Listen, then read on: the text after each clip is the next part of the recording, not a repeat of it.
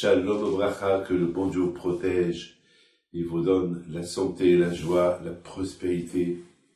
Alors, la suite de l'histoire que nous avons commencé hier, l'Israélien qui est parti aux Indes, il s'est oublié là-bas pendant 5 ans, il a pris sans avoir de lien, de rapport avec ses parents. 5 ans plus tard, il apprend par un ancien camarade, que lui aussi il est venu en Israël, qu'il a perdu sa mère et que son père était malade. Alors, l'Israélien Moshe, il décide de retourner en Israël pour aller voir son père. Et lorsqu'il est retourné en Israël, lorsqu'il était dans l'avion, en allant en Israël, il était assis à côté d'un rabbin commerçant. Et pendant des heures et des heures, ils ont parlé de religion. Et le rabbin, il lui a parlé la bêtise qu'il a fait, comment 5 ans se déconnecter de ses parents qui lui ont fait tant de bien, et avec tout le bonheur de l'amener dans ce monde-là, et c'est ça le remerciement, ni bonjour, ni au revoir, ni un coup de téléphone, ni rien. Et surtout, il lui a dit, comment t'as pas eu de la peine pour ton père le pauvre, qui était vieux, et qui t'a supplié de ne pas quitter, et tu es le seul garçon unique dans la famille. Comment tu as pu faire une chose pareille? Et Moshe, il faisait que pleurer. Il dit, mais toi, j'ai un problème. Alors le rabbin lui dit quoi? Qu'est-ce que je dois faire? Aller directement à la maison? Je ne sais même pas où ils habitent. Parce que je sais qu'ils étaient à Rishon LeZion, on habitait à Rishon LeZion. Est-ce qu'ils sont restés là-bas? Est-ce qu'ils ont déménagé? Comment faire? Il dit, mon fils, tu sais, première chose, je te conseille est d'aller au Kotel. D'ailleurs, moi-même, je vais aller au Kotel. On va au Kotel. C'est la première chose qu'il faut faire. Tu vas déjà retourner vers Hachem. Voilà. Et encore, pendant tout le trajet, c'était presque 10-12 heures de vol.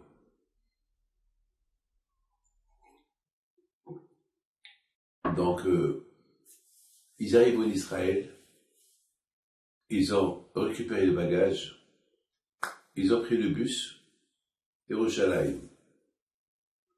Ils arrivent à Yerushalayim, première chose, il lui dit, tu sais quoi? Voilà, moi j'habite à Yerushalayim, tu viens chez moi, pose ta valise, un petit repas, on mange quelque chose, ma famille m'attend, et de là-bas, on va au Kotel. Il a accepté. Ils vont chez lui, ils rentrent à la maison, et ils l'ont bien accueilli. Le rabbin avait l'habitude toujours d'amener des invités à la maison, donc sa femme, elle a bien accueilli le Moshe. Et après le repas, tout de suite, ils ont pris un taxi, ils sont partis à Yerushalayim, au Kotel. Voilà. Et lorsqu'ils sont arrivés au Kotel, c'était très tard, c'était presque minuit, avec un décalage d'horaire et tout. Donc, ils arrivent au Kotel, c'était l'hiver, il faisait froid, et même, il pleuvait. Alors, le rabbin dit à Moshe, ben, c'est la meilleure prière. La pluie, c'est le mikvé. Voilà, le bon Dieu t'a envoyé la pluie, comme ça tu vas bien prier, et comme ça tu restes quand tu te mouilles, c'est comme un mikvé, c'est la pluie, c'est le bonheur, ils ont commencé, Moshe, il avait un peu honte lorsqu'il a vu le Kotel. Il voulait pas avancer. Et le père, et le rabbin lui dit, mais avance. Il dit, j'ai honte. J'ai honte de moi. J'ai honte de ce que j'ai fait. J'ai changé ma religion contre la vraie religion.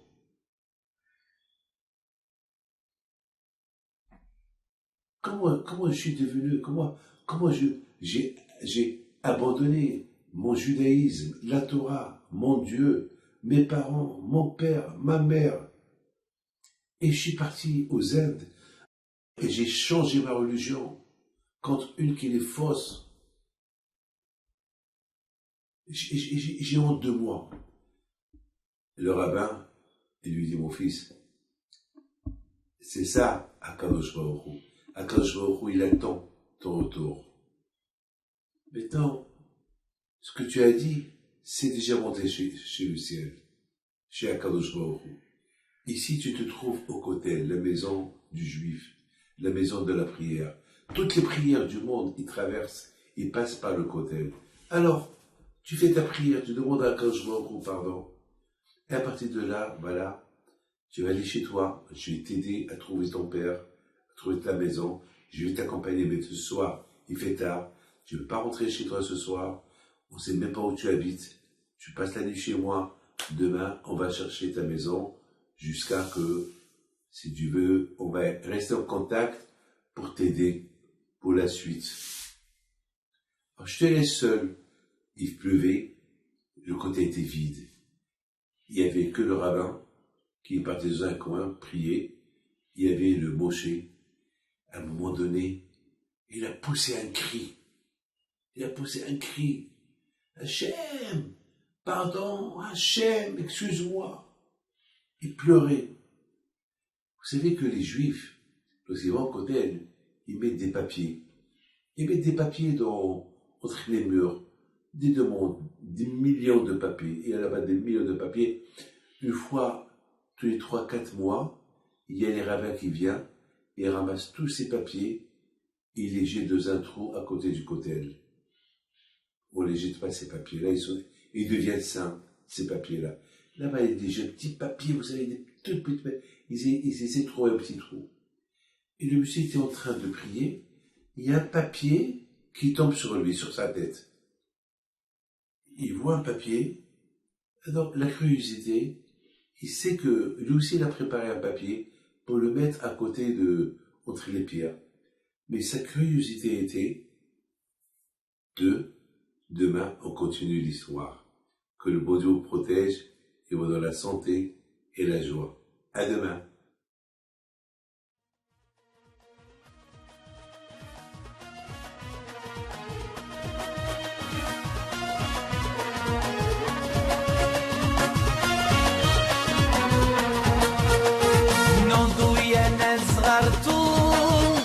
على ربيع حي بينتو وقف لنا زي خو